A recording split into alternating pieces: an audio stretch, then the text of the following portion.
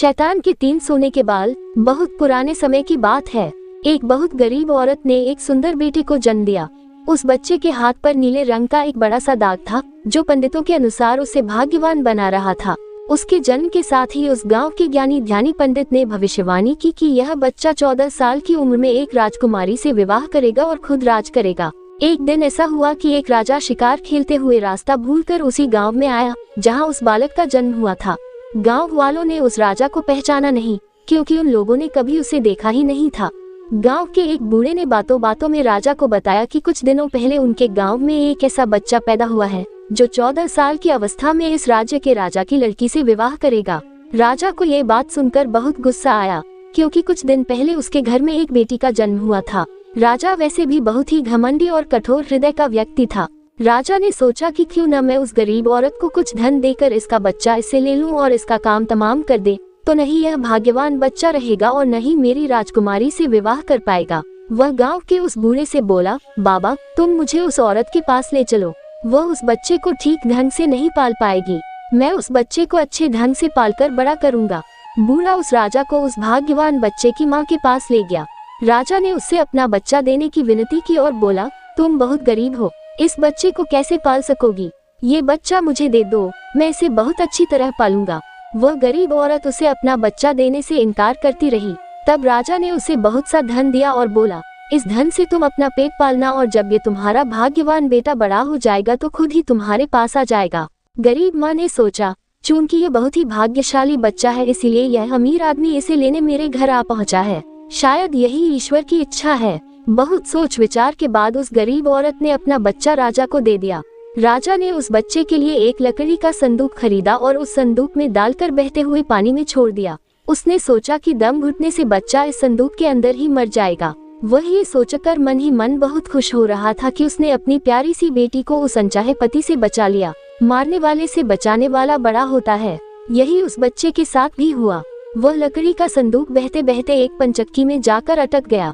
उस पंचक्की पर काम करने वाले नौकर ने जब वह लकड़ी का बक्सा देखा तो बहुत खुश हुआ। उसने सोचा कि उस बक्से में जरूर ढेर सारा धन होगा। उसने पानी में घुसकर इस संदूक को बाहर निकाला। जब उसने संदूक को खोला तो देखा कि गंदे से कपड़े पहने एक बच्चा उसमें सो रहा था। नौकर ने सोचा कि यह बच्चा मेरे किस काम का, क्यों न मैं इस बच्चे को पंचक्की के मालिक के पास ले जाऊं, वह जरूर इसे अपने पास रख लेगा, क्योंकि उसका अपना कोई बच्चा नहीं है। ऐसा सोचकर वह नौकर उस बच्चे को अपने मालिक के पास ले गया। पंचक्की का मालिक उस बच्चे को देखकर बहुत खुश हुआ। उसने सोचा कि शायद ईश्वर ने उसकी पत्नी की प्रार्थना सुन ली और इस बच्चे को उसके पास भेज दिया। उन दोनों पति पत्नी ने बड़े प्यार और लगन से उस बच्चे को पालना शुरू किया। जैसे जैसे कब बच्चा बड़ा होता गया उसके चेहरे पर तेज आता गया। उसे कोई भी देखता तो देखता ही रह जाता। एक दिन एक घटना ऐसी घटी जिसने उस बच्चे के जन्म के समय की भविष्यवाणी को सच्चा सिद्ध कर दिया। राजा किसी काम से उसी रास्ते से बाहर जा रहा था जिस रास्ते पर वह पंचक्की थी। रास्ते में अचानक बहुत बड़ा तूफान आ गया तो राजा को उसी पंचक्की के पास रुकना पड़ा। राजा ने उस सुंदर से युवक को दुकान पर बैठे देखा तो उस पंचक्की के मालिक से पूछा, क्या ये तुम्हारा बेटा है? ये तो बहुत ही सुंदर है। चक्की का मालिक बोला, यह मेरा बेटा ही है, क्योंकि हमने ही इसे पाल पोस कर बड़ा किया है। आज से करीब 14 साल पहले ये बच्चा हमें एक लकड़ी के संदूक में मिला था। राजा को पुरानी बातें एकदम ताज़ा हो गई। उसे चक्की के मालिक की बात सुनकर बहुत आश्चर्य हुआ कि वह बच्चा, जिसे वह अब तक मरा हुआ समझ रहा था, अभी तक जिंदा है। उसने उस लड़के को खत्म करने की तरकीब फिर सोची। वह पंचक्की के मालिक से बोला, क्या आप इस लड़के को मेरा एक काम करने की आज्ञा दे सकते हैं? मैं रानी के पास एक पत्र भिजवाना चाहता हूँ। ये पत्र बहुत ही जरूरी है। मैं इस काम के लिए इसे सोने के 2 सिक्के दूंगा। लड़के ने फौरन हाँ कर दी और चक्की का मालिक भी उसे भेजने के लिए तैयार हो गया। राजा ने झट से अपनी रानी को एक पत्र लिखा। उसने लिखा, जैसे ही ये लड़का तुम्हारे पास मेरा ये पत्र लेकर पहुँचे तुम इसे मरवा देना और महल से दूर दफना भी देना। ये सब कुछ मेरे वापस आने से पहले हो जाना चाहिए। इतना लिखने के बाद उसने मुहरबंद वह पत्र उस लड़के को दे दिया। लड़का उस पत्र को लेकर राजमहल की ओर चल दिया। वह आज तक अपने घर से कहीं बहुत दूर नहीं गया था, अतः राजमहल का रास्ता नहीं ढूंढ सका और जंगल में ही भटकने लगा। शाम ढल चुकी थी, तभी अंधेरे में उसे दूर से रोशनी आती दिखाई दी। वह दौड़कर उस रोशनी की तरफ गया तो देखा कि वहाँ पर एक छोटा सा कच्चा घर था। उस घर में कोई दरवाजा नहीं था। जब वो उस घर में घुसा तो उसने देखा कि एक बूढ़ी औरत आग जलाए बिल्कुल अकेली बैठी है। वह औरत उस लड़के को अपने सामने देखकर डर गई। उसने लड़के से पूछा, बेटा तू कहाँ से आ रहा है और तुझे कहाँ जाना है? लड़के ने जवाब दिया, मैं पास के गांव की पंचक्की से आ रहा हूँ और रानी माँ को ये खत देने जा रहा हूँ, पर मैं इस जंगल में अपना रास्ता भूल गया हूँ। रास्ता ढूंढते ढूंढते शाम हो गई। अंधेरे में मुझे यही घर दिखाई दिया, इसलिए मैं रात गुजारने के लिए यहाँ आ गया। उस बूढ़ी औरत को उस लड़के पर बहुत दया आई, क्योंकि वह डाकुओं के ठहरने की जगह थी और वह बूढ़ी औरत उन डाकुओं की नौकरानी थी। उसे डर था कि अगर डाकुओं ने उसे देख लिया तो उसे मार डालेंगे। लड़के को ये जानकर पहले तो कुछ डर लगा कि वह डाकुओं के घर में घुस गया है, पर अंधेरे में कहीं और जाना भी आसान काम नहीं था और दिन भर चलते रहने के कारण वह बहुत थक चुका था, सो उसे बहुत जोरों की नींद आ रही थी। वह उस बुढ़िया के कहने पर घर के एक कोने में चुपचाप जमीन पर सो गया। आधी रात के बाद जब डाकू उस घर में आए तो किसी और को अपने घर में सोता देखकर अपनी नौकरानी पर बहुत गुस्सा करने लगे। बूढ़ी नौकरानी ने उन्हें सारी बात बता दी और वह चिट्ठी भी डाकुओं के सरदार के हाथ पर रख दी जो उस लड़के ने उसे दिखाई थी। राजा की मोहर देखकर उन डाकुओं को उस चिट्ठी पर कुछ शक हुआ। सरदार ने बड़ी सावधानी से उस चिट्ठी को खोलकर पढ़ा तो सोते हुए उस लड़के पर उसे बहुत तरस आया। उसने उस चिट्ठी को फाड़ दिया और एक दूसरी चिट्ठी उसमें रख दी। उस चिट्ठी में लिखा था, जैसे ही ये लड़का राजमहल में पहुँचे तुम इस लड़के से अपनी राजकुमारी का विवाह कर देना। ये काम मेरे वापस आने से पहले ही पूरा हो जाना चाहिए। ये खत उन्होंने उस लड़के के सामने रख दिया और सुबह होने से पहले ही डाकू वहाँ से चले गए। सुबह जब वह लड़का सोकर उठा तो उस बूढ़ी ने उसे कुछ जलपान कराया। फिर वह लड़का राजमहल की ओर चल पड़ा। राजमहल पहुंचकर उसने वह खत रानी माँ तक पहुंचा दिया।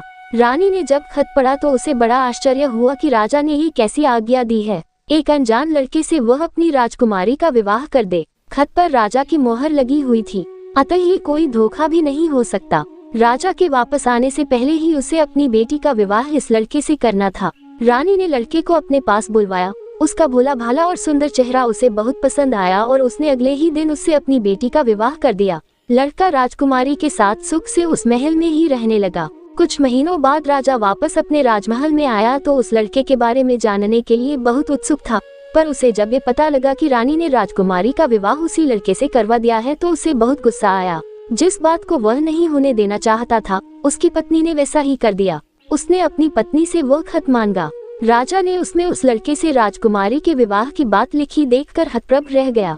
उसे लड़के पर शक हुआ कि वह पढ़ा लिखा है, जरूर रास्ते में खत बदल दिया होगा। उसने लड़के को अपने पास बुलवाया और उसे सच्चाई बताने की आज्ञा दी। लड़का बोला, हे राजन, मुझे कुछ नहीं पता कि इस खत में आपने क्या लिखा था, क्योंकि मैं तो इसे ऐसा ही लेकर आ गया। हाँ, जंगल में मैंने एक पुराने घर में रात जरूर गुजारी थी, क्योंकि मैं राजमहल का रास्ता नहीं ढूंढ पाया था और जंगल में भटक गया था। राजा को उस लड़के की बात पर विश्वास नहीं हुआ। वैसे भी राजा को उस लड़के से बहुत नफरत थी। वह नहीं चाहता था कि उसकी बेटी से शादी करने के बाद वह इस राज्य का राजा बने। वह लड़के से बोला, मेरी गैरहाजिरी में रानी ने मेरी बेटी की शादी तुझ कंगाल से कर दी है, पर मैं इस शादी को तब तक अपनी सहमति नहीं दूंगा जब तक तू मुझे शैतान के 3 सोने के बाल नहीं ला कर देगा। जब तू ये 3 सोने के बाल मुझे देगा तभी सही मायने में उसका पति बन पाएगा। राजा ने ऐसी असंभव शर्त इसलिए रखी थी कि 3 सोने के बाल ढूंढते ढूंढते ही ये लड़का कहीं मर खप जाएगा। इस प्रकार उसे इस लड़के से अपने आप छुटकारा मिल जाएगा। अब लड़के के आगे राजा की आज्ञा का पालन करने के अलावा कोई और रास्ता नहीं था, क्योंकि अगर वह राजा की आज्ञा का उल्लंघन करेगा तो भी राजा उसे मरवा देगा। इससे अच्छा है कि बाहर जाकर ढूंढने पर शायद वह 3 सोने के बाल लाने में सफल हो जाए। वह अगले दिन मुंह अंधेरे ही शैतान के सोने के बाल ढूंढने निकल पड़ा। चलते चलते वह एक बड़े शहर में पहुंचा। शहर की सीमा पर एक बड़ा सा गेट था जिस पर हथियारबंद सिपाही पहरा दे रहा था। सिपाही ने उस लड़के से पूछा, यहाँ तुम्हारा क्या काम है? क्या तुम कुछ समझते और जानते हो? लड़का बोला, मैं सब कुछ समझता और जानता हूँ।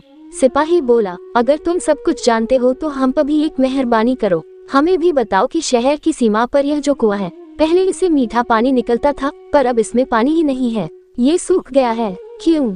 लड़का बोला, अभी तुम थोड़ा सब्र करो, जब मैं अपना काम खत्म करके वापस आऊंगा तो तुम्हें बताऊंगा।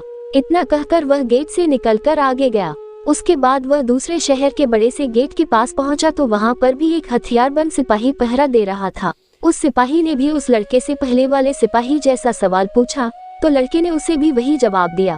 सिपाही बोला, अगर तुम सब कुछ समझते और जानते हो तो कृपा करके मुझे इतना बताओ कि इस शहर की सीमा पर जो सेब का पेड़ लगा है उसमें पहले सोने के सेब लगते थे, पर अब ये पूरी तरह सूख गया है। अब इसमें पत्तियां भी नहीं लगती, ऐसा क्यों? लड़का बोला, थोड़ा इंतजार करो, अपना काम पूरा करके आने पर मैं इसका जवाब तुम्हें बताऊंगा। इतना कहकर वह आगे चल दिया और चलते चलते तीसरे शहर की सीमा पर पहुंचा तो वहां पर एक बड़ी सी नदी थी जिसमें एक छोटी सी नाव थी और एक नाविक उस पर बैठा था। नाविक ने उससे पूछा, तुम यहाँ क्यों आए हो और यहाँ के बारे में क्या समझते जानते हो? लड़का बोला, मैं सब कुछ जानता हूँ। नाविक बोला, अगर तुम सब कुछ समझते और जानते हो तो कृपा करके मुझे बताओ कि आने जाने के इस काम से मुझे छुटकारा कैसे मिलेगा? लड़का बोला, इस सवाल का जवाब मेरे वापस आने पर तुम्हें जरूर मिलेगा, पर पहले तुम मुझे नदी पार करवाओ। नाविक ने उसे अपनी नाव पर बैठाकर दूसरे किनारे पर छोड़ दिया। जैसे ही वह नदी के दूसरे किनारे पर गया, उसे वहां नीचे की ओर जाने वाला कच्चा और अंधेरा सा रास्ता दिखाई दिया। वह उसी रास्ते पर चल पड़ा। काफी नीचे पहुंचने पर उसे एक बूढ़ी औरत आंगन में बैठी हुई दिखाई पड़ी। जैसे ही उसने उस घर में प्रवेश किया तो उस बूढ़ी औरत ने उससे पूछा, अरे बच्चे, तू कौन है और यहाँ पर क्यों आया है? तुझे पता नहीं कि यहाँ पर शैतान रहता है? लड़का बोला, मैं ठीक जगह पर आ गया हूँ, अब तुम मेरी सहायता करो। मुझे शैतान के सिर के 3 सोने के बाल चाहिए, नहीं तो मुझे मेरी पत्नी वापस नहीं मिलेगी। बूढ़ी औरत बोली, बेटा, ये तो तेरी बहुत बड़ी मांग है, इसे पूरा करना इतना आसान नहीं है। जब राक्षस घर वापस आकर तुझे यहाँ देखेगा तो कच्चा ही चबा जाएगा, इसलिए मुझे ही तेरी रक्षा करनी पड़ेगी। उस बूढ़ी औरत को लड़के पर तरस आ गया। उसने चीटा बनाकर उसे अपनी स्कर्ट की चुन्टों में छुपा लिया। लड़का बोला, बूढ़ी माँ, मुझे आपसे 3 सवालों के जवाब भी पूछने हैं। पहला सवाल है, एक कुआं जिसमें से पहले शरबत की तरह मीठा पानी निकलता था, आजकल क्यों सूख गया है?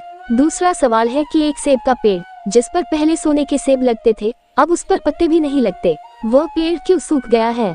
तीसरा सवाल है कि एक नाविक को क्यों हमेशा इधर से उधर जाना पड़ता है, उसे इससे छुटकारा क्यों नहीं मिलता? बूढ़ी धाई माँ बोली, ये तीनों बड़े कठिन सवाल हैं। इन सवालों के जवाब भी हमें राक्षस से ही मिल सकते हैं। मैं तेरे लिए यह कोशिश भी जरूर करूंगी, पर अब तू चुपचाप छुप जा, नहीं तो जिंदा नहीं बच सकता। शाम को राक्षस घर पहुंचा। अंदर घुसते ही उसने शोर मचाना शुरू कर दिया। मुझे अपने घर में किसी मनुष्य की गंध आ रही है, आज जरूर कुछ गड़बड़ है। यहाँ कौन आदमी आया था? इतना कहकर उसने पूरे घर में झांक कर देखा, पर उसे कोई भी मनुष्य नहीं मिला। उसकी धाई माँ उस पर गुस्सा करने लगी और बोली, अभी कुछ देर पहले ही तो मैंने पूरा घर साफ किया है, मुझे तो यहाँ कोई मनुष्य नहीं दिखाई दिया। लगता है तेरी नाक में ही मानस गंध घुस गई है। चुपचाप आराम से बैठ और भोजन कर। राक्षस को जब कोई मनुष्य नहीं मिला तो उसे अपनी धाई माँ की बात पर विश्वास करना पड़ा। वह चुपचाप खाना खाकर वही जमीन पर बिछी हुई बड़ी सी चटाई पर लेट गया। लेटते ही उसे नींद आ गई। उसकी धाई माँ भी आज उसके पास बिछी दूसरी चटाई पर लेट गई, क्योंकि आज उसे उस राक्षस के बालों से उसके सोने के 3 बाल तोड़ने थे। जब राक्षस नींद में जोर जोर से खर्टी लेने लगा तो धाई माँ ने उसके सिर से सोने का एक बाल उखाड़ लिया। राक्षस दर्द से कराह उठा, ओ माँ, तू ये क्या कर रही है? मेरे बाल क्यों खींच रही है? धाई माँ बोली, बेटा, मैंने अभी भयंकर सपना देखा तो डर के मारे तेरे बाल पकड़ लिए। राक्षस बोला, ऐसा कौन सा सपना था जिससे तू इतना डर गई? बूढ़ी धाई माँ बोली, मैंने सपने में देखा कि बाजार वाला कुआं जिससे शरबत निकलता था अब सूखा पड़ा है, इसमें किसका कसूर है? राक्षस बोला, इसे सिवाय मेरे कोई नहीं जानता। उस कुएं के नीचे एक बड़ा सा पत्थर है और उसी पत्थर के नीचे एक बड़ा सा मेघ रहता है। अगर उस बड़े से मेघ को मार दिया जाए तो उस कुएं से फिर से शरबत निकलना शुरू हो जाएगा। इतना कहकर राक्षस फिर जोर जोर से खर्टी भरने लगा। धाई माँ को जब विश्वास हो गया कि राक्षस पूरी तरह से सो गया है तो उसने उसके सिर से सोने का दूसरा बाल उखाड़ लिया। राक्षस फिर जोर से चीखा, ओ माँ, ये तू क्या कर रही है? धाई माँ बोली, बेटा, बुरा मत मान, मैंने फिर से एक अजीब सा सपना देखा था, तभी डर के मारे तेरे बाल मेरे हाथ में आ गए। राक्षस ने पूछा, ऐसा कैसा सपना था जिससे तू इतना डर गई थी? बूढ़ी माँ बोली, मैंने सपने में देखा कि उस राज की सीमा पर जो सेब का एक पेड़ है जिस पर पहले सोने के सेब लगते थे अब सूख गया है, इसके सूखने का क्या कारण है? राक्षस बोला, इस पेड़ की जड़ में एक चूहा रहता है जो इसकी जड़ों को काटता रहता है। अगर उस चूहे को मार दिया जाए तो वह पेड़ फिर से सोने के सेब देने लगेगा। पर अब तू मुझे अपने सपनों से परेशान मत कर, मुझे चैन से सोने दे। इतना कहकर थोड़ी देर बाद वह राक्षस फिर जोर जोर से खर्राटे लेने लगा। जैसे ही बूढ़ी माँ को लगा कि राक्षस सचमुच सो गया है तो उसने तीसरी बार सोने का बाल उखाड़ लिया। अब तो राक्षस गुस्से से आग बबूला हो गया और धाई माँ को खरी खोटी सुनाने लगा। धाई माँ उसे शांत करने की कोशिश करने लगी, फिर बड़े प्यार से बोली, बेटा, मैं इन अजीब अजीब सपनों का क्या करूं? अभी अभी मैंने फिर से एक अजीब सपना देखा। राक्षस बोला, ऐसा कौन सा सपना देखा, जल्दी कह, मुझे जोर से नींद आ रही है। बूढ़ी माँ बोली, मैंने सपने में देखा कि मुझसे एक नाविक शिकायत कर रहा था कि उसे हर समय इधर से उधर जाना पड़ता है, उसे इससे छुटकारा क्यों नहीं मिलता, इसमें उसका क्या कसूर है। राक्षस बोला, वह नाविक मूर्ख है। जिस दिन वह किसी और आदमी के हाथ में अपना चप्पू दे देगा, उसे हर रोज के आने जाने से छुटकारा मिल जाएगा। इतना कहकर राक्षस फिर से अपनी चटाई पर लेट गया और खर्राटे लेने लगा। अब धाय माँ ने उस लड़के को अपनी स्कर्ट से निकाला और उसे 3 सोने के बाल देकर बोली, अपने तीनों सवालों के जवाब तो तू सुन ही चुका है, अब ये ले 3 बाल और तुरंत यहाँ से भाग जा। लड़के को असली रूप में करने के बाद धाय माँ ने झटपट उसे घर से बाहर निकाल दिया। लड़के ने हृदय से उसको धन्यवाद दिया और अपने ससुर के राज्य की ओर चल पड़ा। रास्ते में उसे फिर वही नाविक और पहरा देते हुए दोनों सिपाही मिले। नाविक ने जब उसे दूसरी ओर उतारा तो वह लड़का बोला, तुम अपना ये चप्पू किसी और के हाथ में दे देना, तभी तुम्हें इस रोज रोज के आने जाने से छुटकारा मिल जाएगा। जब सिपाही को उसने उसके प्रश्न का उत्तर बताया तो उसने बहुत सा धन एक गधे पर लादकर उस लड़के को इनाम के रूप में दिया। वह उस धन से लदे हुए गधे को लेकर जब पहले सिपाही के पास पहुंचा तो उसे भी उसके प्रश्न का उत्तर बताया। उस सिपाही ने भी बहुत सा धन एक गधे पर लादकर उसको इनाम दिया।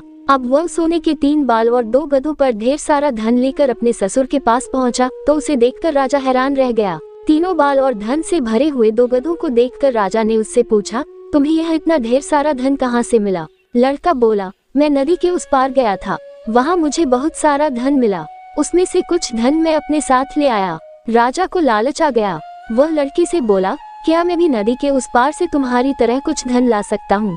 लड़का बोला, क्यों नहीं, उस नदी में नाव पर एक नाविक बैठा है जो अपनी नाव से आपको उस पार ले जाएगा, पर आप उसका चप्पू उससे लेकर नाव को खुद जलाएंगे तो नदी की दूसरी ओर पहुंचकर ढेर सारा धन ले आएंगे। लालची राजा इतना सुनकर नदी की ओर चल पड़ा। वहाँ सचमुच ही एक छोटी सी नाव पर एक नाविक बैठा था। राजा उस नाविक के पास गया और उसके हाथ से उसका चप्पू लेकर खुद नाव चलाने लगा। अब उस नाविक को रोज के आने जाने से छुटकारा मिल गया और राजा को उस नाविक की जगह हर समय नाव पर इधर से उधर जाने की सजा मिली।